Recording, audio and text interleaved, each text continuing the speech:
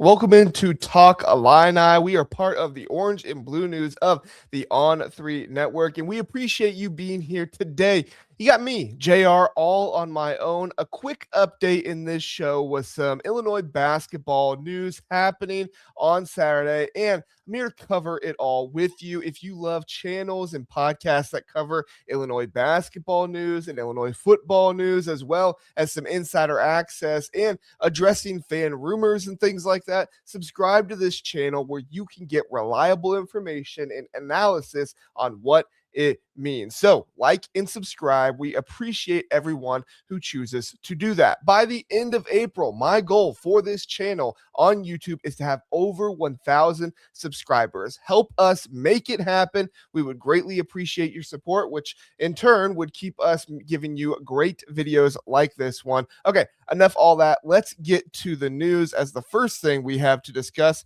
And this one is the big news from the day is Keaton Wagler off to the NBA. Man, what a ride it's been for Keaton Wagler and the Illinois Fighting Illini with him at the helm. And yeah, it's exactly what everybody expected. I mean, I'm not breaking any news here or anything like that, but that doesn't make this any less of a moment for him and for his career and what he's meant. ESPN's Shams Charania and Jeremy Wu dropped the news, and right away, you're seeing projections putting him as a top 5, as high as top 5 overall pick in the NBA draft. He's locked it in top 10 conversations across big boards everywhere. This isn't some lottery gamble type of situation. This is a guy who balled out in a way that keeps changing the perspectives people have about this Illinois program in a very positive way, I might add. Let's rewind real quick back to Wagler's story. This is kind of the thing you want to tell recruits about when you're trying to sell development more than anything else. Like this stories sell, and a story like this is going to be so huge in their recruiting. Keaton Wagler was ranked 261 at the composite. It's coming out of Shawnee, Kansas. One other high major offer, that was Minnesota, and that was it. I mean, that was all he had.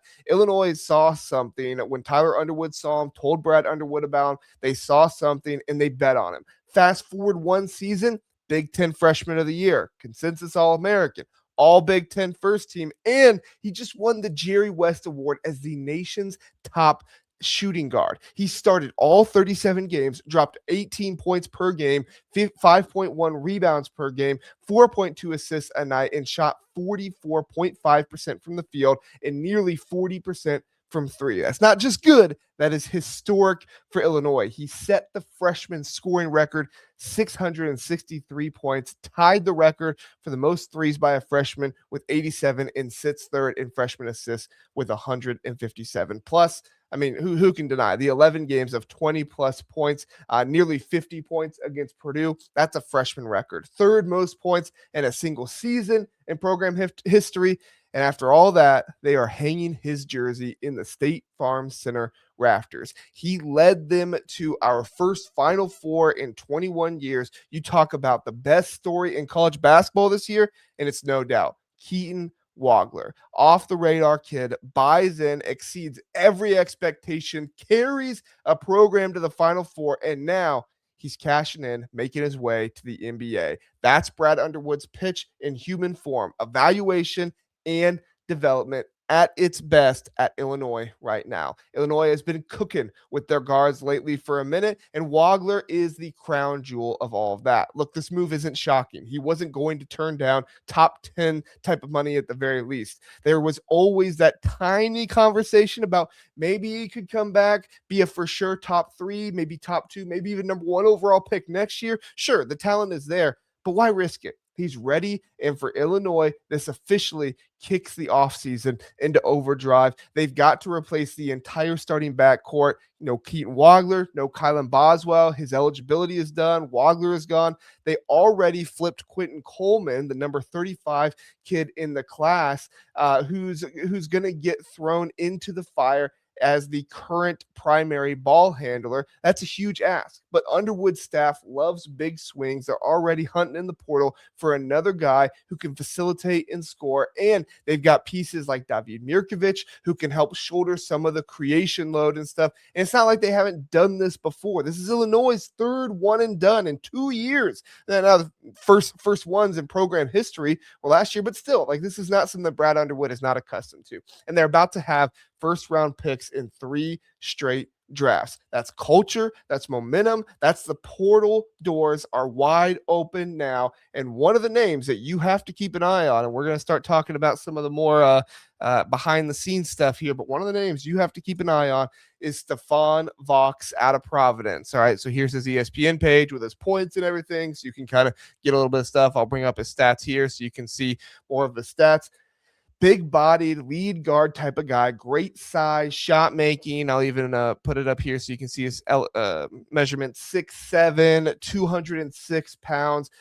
He fits exactly like Wagler did. He's already on NBA radars, and Illinois' offense could unlock even more. And I'll be honest, his defense was shaky at Providence, but the Illini can make it manageable. It's trending well for Illinois over North Carolina from everything we're hearing, but it's not over yet, and that is not something that is for sure not going to change. We'll see what happens. He would be a massive get. You've also got John Blackwell out there who has Duke and Illinois in play. Seemed like he's like on vacation right now, so he's taking a sweet time with this whole thing. Other names is you got Paul McNeil, KJ Lewis, Alex Wilkins. The carousel is spinning. We'll get more into those names if some more happens later on. But Wagler leaving opens every conversation higher up the food chain. That's the silver lining here. And right before Keaton declared, we got another piece of roster news as Toni Bilic.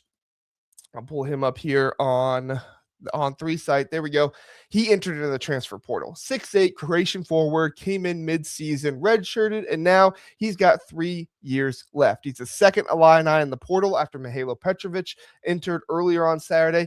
Bilic was an end-of-the-bench type of guy this year. They were just trying to get him accustomed to being over here, over in the States. He was in intriguing length, had some skill, but no massive pedigree like some of the other Balkan guys that they have. He played overseas last season with modest numbers and limited time, but you saw the flashes in FIBA youth stuff. He had 18 points in a game in U18 Euros a couple of summers back.